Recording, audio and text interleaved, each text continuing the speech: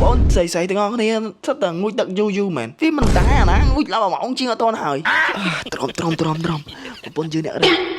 ធ្វើគ្រប់យ៉ាងគឺចង់ស្អែកគាត់លើកមុខលើកមាត់យើងហ្នឹងអូខេទ្រាំអូននៅទីនេះថែកាចង់ចាំម្នាក់ឯង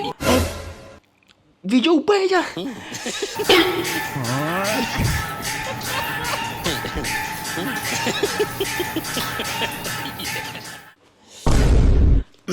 ជឿនោះមកនេះអត់នេះហើយ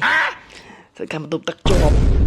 នេះតាចូលងូតទឹកតាំងពីម៉ោង6ជាងរហូតដល់ម៉ោង7ជាងអត់ទាន់ចេញមកវិញទៀតមិនស្អីមានបញ្ហាក្នុងបន្ទប់ទឹកនឹងដឹងទេប៉ុន្តែនៅលឺលេងចាក់ទឹកឈូឯងតែវាយូរពេកចាអើយតែនេះវាមានប្រេកដប់ទេណាពិបាកមកនិយាយដល់ខ្ញុំមកដឹងថាគាត់ងូតទឹកនឹងធ្វើអីខ្លះទេតាំងពីម៉ោង6ជាងរហូតដល់ម៉ោង7ជាង1 ម៉ោងជាងអីអត់ទាន់ហើយព្រោះហើយធ្វើខ្លួនឯងធ្វើយ៉ាងហ្នឹងមើលបងប្អូនស្រីៗទាំងអស់គ្នាសិតតែងូតទឹកយូរយូរមែនវាមិនដែរអាណាងូតឡើង1 ម៉ោងជាងអត់ទាន់ហើយតែយូរបំផុតអស់ដល់កន្លះម៉ោងអីទៅខ្ញុំនេះស្រីត្រូវការខាត់ស្បែកត្រូវការលាបឡេអីចឹងណាវាត្រូវការពេលវេលាຕົកចោលអីយូរចឹងទៅតែនេះម៉ែឡើង1 ម៉ោងជាងអីហ្នឹងហើយគាត់អត់ទាន់ហើយផងអូយអត់ទៅអីឆ្ងល់ដល់នេះ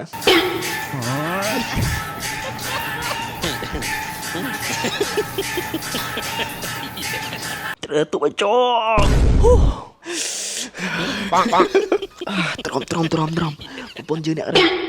ធ្វើគ្រប់យ៉ាងគឺចង់ស្អែកគាត់លើកមុខលើកមាត់យើងហ្នឹងអូខេទ្រាំគ្រប់យ៉ាងគឺគាត់ធ្វើដើម្បីយើងទ្រាំចាំ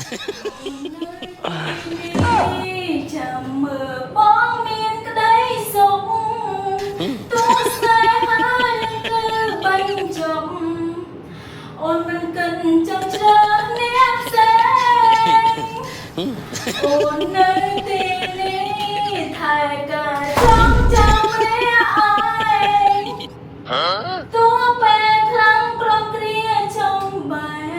ងតែបេះដូងនៅមានបងមានណាអាចជុំនោះបាន